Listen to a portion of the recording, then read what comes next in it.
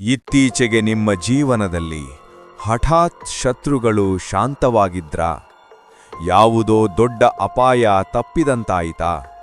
Court, ಪರೀಕ್ಷೆ, ಸಂದರ್ಶನ, ಕೊನೆಯ ಕ್ಷಣದಲ್ಲಿ ಪರಿಸ್ಥಿತಿ ನಿಮ್ಮ ಕಡೆ ತಿರುಗಿದೆಯಾ? ಇದು ಯಾದೃಚ್ಛಿಕವಲ್ಲ. ಅವಳು ಮೌನವಾಗಿ ಕೆಲಸ ಮಾಡುತ್ತಿದ್ದಾಳೆ. ಈ ಕ್ಷಣದಿಂದ ನಿಮ್ಮ ವಿರುದ್ಧ ನಡೆಯುವ ಪ್ರತಿಯೊಂದು ಕೆಟ್ಟ ಯತ್ನವೂ ಶೂನ್ಯವಾಗಲಿ. ಬಗಲಾಮುಖಿ ದೇವಿಯ ಕೃಪೆ ನಿಮ್ಮ ಜೀವನದಲ್ಲಿ ಗೋಚರವಾಗಲಿ. ಬಗಲಮುಖಿ ದೇವಿಯ ಸಂಪೂರ್ಣ ಉಪಾಸನಾ ವಿಧಾನವು ಅತ್ಯಂತ ಶಕ್ತಿಯುತ ಹಾಗೂ ನಿಯಮಪಾಲನೆ ಅಗತ್ಯವಿರುವ ಮಾರ್ಗ. ಮೊದಲು ಉಪಾಸಕನು ಶರೀರ ಮನಸ್ಸು ಶುದ್ಧವಾಗಿರಬೇಕು.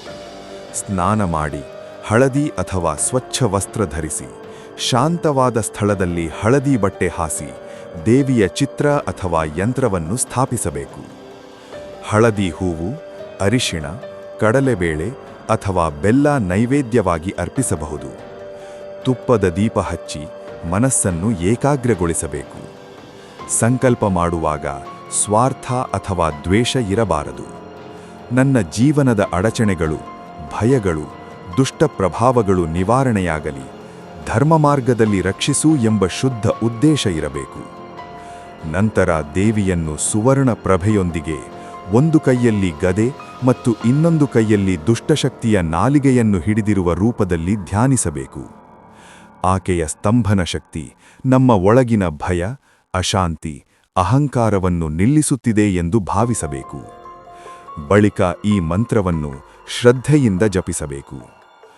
ಓಂ ಹ್ಲೀಂ ಬಗಲಾಮುಖಿ ಸರ್ವದುಷ್ಟಾನಾಂ ವಾಚಂ ಮುಖಂ ಪದಂ ಸ್ತಂಭಯ ಜಿಹ್ವಾಂ ಕೀಲಯ ಬುದ್ಧಿಂ ವಿನಾಶಯ ಹಲೀಂ ಓಂ ಸ್ವಾಹ.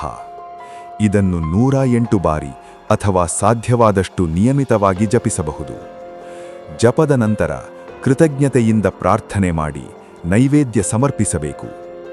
ಕನಿಷ್ಠ 21 ದಿನ ನಿರಂತರವಾಗಿ ಶಿಸ್ತು, ಸತ್ಯವಚನ ಮತ್ತು ಶುದ್ಧಾಚರಣೆ ಪಾಲಿಸಿ ಮಾಡಿದರೆ ದೇವಿಯ ಕೃಪೆ ಅನುಭವವಾಗುತ್ತದೆ ಎಂದು ಪರಂಪರೆ ಹೇಳುತ್ತದೆ. ಆದರೆ ಈ ಶಕ್ತಿಯನ್ನು ಯಾರಿಗಾದರೂ ಹಾನಿ ಮಾಡಲು ಬಳಸಬಾರದು. ಧರ್ಮರಕ್ಷಣೆ ಮತ್ತು ಆತ್ಮಶುದ್ಧಿಗೆ ಮಾತ್ರ ಉಪಯೋಗಿಸಬೇಕು. ಬಗಲಮುಖಿ ಉಪಾಸನೆಯ ಪರಿಣಾಮಗಳು ಮತ್ತು ಎಚ್ಚರಿಕೆಗಳನ್ನು ತಿಳಿಯದೇ ಈ ಮಾರ್ಗಕ್ಕೆ ಕಾಲಿಡಬಾರದು. ಈ ಶಕ್ತಿ ಉಗ್ರ, ಆದ್ದರಿಂದ ಫಲವೂ ಗಾಢವಾಗಿರುತ್ತದೆ. ಉಪಾಸನೆ ಸರಿಯಾಗಿ ಶುದ್ಧ ಸಂಕಲ್ಪದಿಂದ ಮಾಡಿದರೆ ಮೊದಲ ಪರಿಣಾಮ ಮನಸ್ಸಿನೊಳಗೆ ಕಾಣಿಸುತ್ತದೆ. ಅತಿಯಾದ ಭಯ ಕಡಿಮೆಯಾಗುತ್ತದೆ. ಕೋಪ ನಿಯಂತ್ರಣಕ್ಕೆ ಬರುತ್ತದೆ. ಅಸ್ಥಿರತೆ ನಿಲ್ಲುತ್ತದೆ. ಕೆಲವರಿಗೆ ಮಾತಿನ ಶಕ್ತಿ ಹೆಚ್ಚಾದಂತೆ ಅನುಭವವಾಗಬಹುದು. ಆತ್ಮವಿಶ್ವಾಸ ಸ್ಪಷ್ಟವಾಗುತ್ತದೆ.